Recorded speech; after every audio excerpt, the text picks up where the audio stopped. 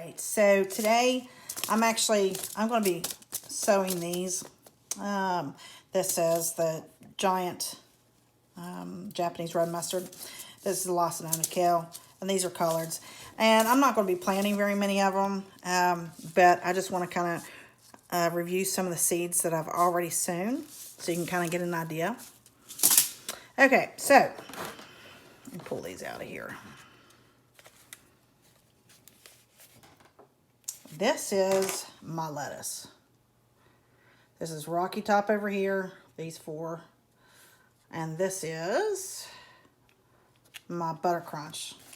Now, if you can see, these were sown 5 days ago. Today's the 7th, and on the 2nd is when I planted these seeds. Now, as you can see, they've already germinated. The lettuce comes up really, really quick.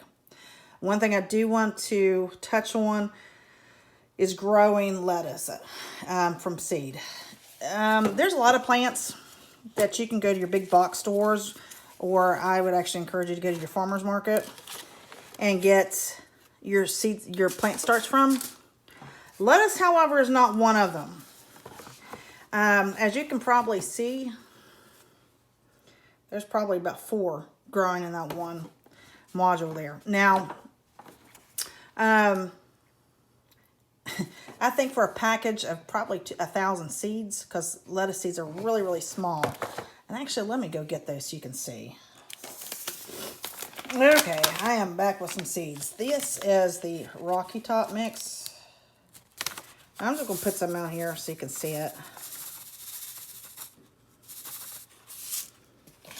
There we go. It is very, very tiny. And they're just multicolored seeds, of course, because this is a mix. Hopefully I don't get them all over the place. But there's this pack is actually, I think this is the 2nd year that I'm on this, because there's just so many of them. Your Butter Crunch.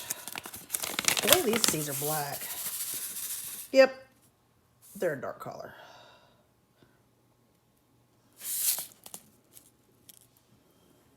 Very tiny. Now, when you go to plant lettuce, this is a very unique plant, well, seed rather. All you do is you just sprinkle. I don't grow head lettuce because that's just, the seeds are too tiny for me to have to worry about, you know, getting 1 seed per cell. I'm not dealing with it. That, and I prefer cut and come again, which is your leaf lettuce. And technically you can even do that with your head lettuce if you just want to cram it all in there like you would leaf lettuce. And then you can cut and come again, it'll regrow. But the big thing that you have to consider is when it comes to lettuce seeds, you just sprinkle them on top of the soil and you just push it in like this. You don't cover it. You don't cover the seed with any soil. Because they are one of the few plants that actually require sunlight to germinate.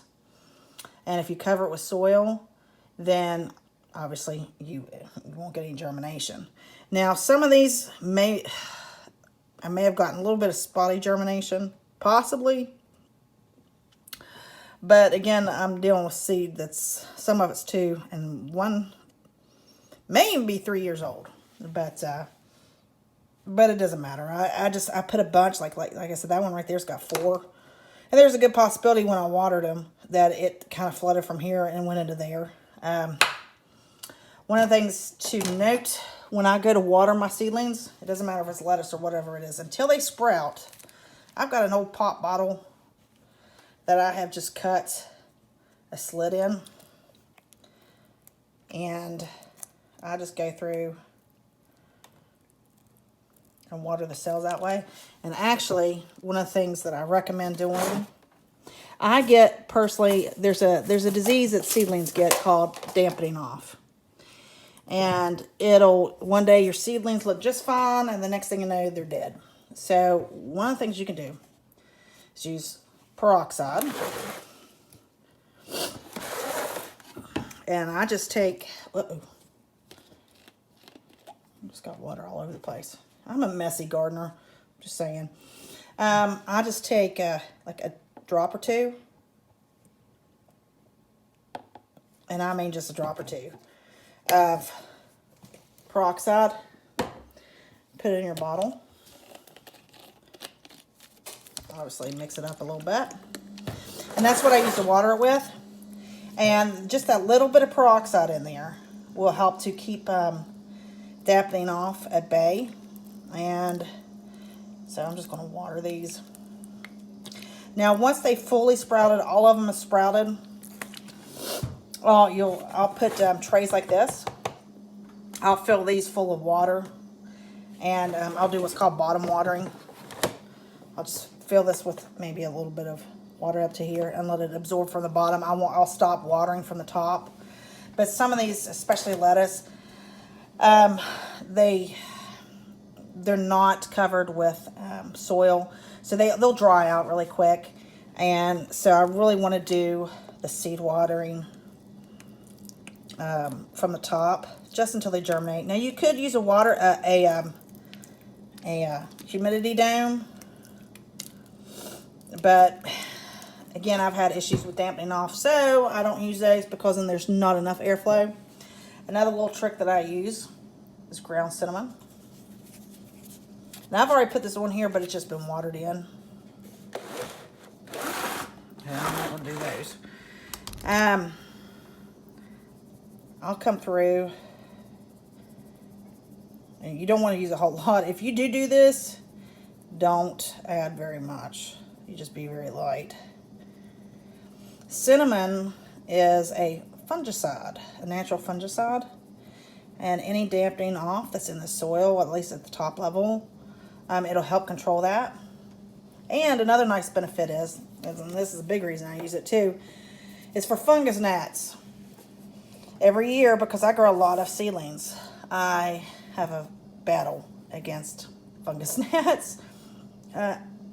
And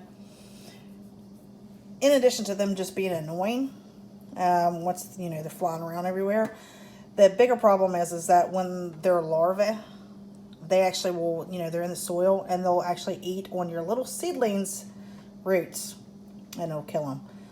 So they can really wreak havoc on plants and seedlings. So once they're out in the garden, it's fine. But indoors, while I'm doing this indoors, I definitely want to control that. And in addition to not using a humidity dome, here's another quick trick that I use. Saran wrap. Until they sprout, I'll just use saran wrap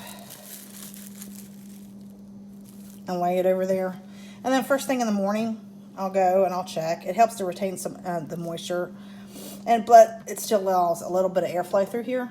And then in the morning, when I get up, I'll just go and use my little peroxide water mix and water them just to keep the top moist. I don't want to saturate them, because you saturate them, you're going to make your seeds rot. But there you go for that. And unfortunately now you can't see. I did plant this. Ooh, did I not date this? No, I did not. That's not good. Yay, I forgot to put the date on here. I sowed these. But I believe it was, I think I did these. Yeah, it was the same time I did my lettuce. These were starting to sprout. However, I had these because they were starting to sprout. I had them in the south-facing window, and I think my cat jumped up there and knocked them off, so half of them fell out. And anyways, I started some more. I tried to salvage what I could, but if you look, let's see, right there, they're already starting to sprout. Cabbage and broccoli, your brassicas generally sprout really, really, really quick. Say 5 days and they've started to sprout. There's another one right there. Yep, that's it. Hang tight. Almost forgot. One of the things I did want to mention too is I actually started these on February 1st. This is my Bloomsdale spinach and my parsley. Both take a really, really long time to germinate, like 3 weeks. So generally speaking, when you use modules like this, this is 24 cells. I don't need 24 parsley plants. I just don't. You want to put similar seeds. You want to start seeds that have similar germination rates. Not rates, I'm sorry, lengths. So since both of these have 3 weeks, give or take, to germinate, they're fine being in the same soil and the same modules right here. Also, because what you don't want to happen is like I said, the brassicas typically germinate really quick, and you've got broccoli plants that are this tall, and your spinach is still all the way down here, or your parsley still, you know, really teeny tiny, and you've got broccoli all the way up to here. And that's what will happen if you put them, mismatch them with different days to germination. So you want to be aware of that. All right, now I'm done. Thanks, guys. See you soon. Alrighty, bye.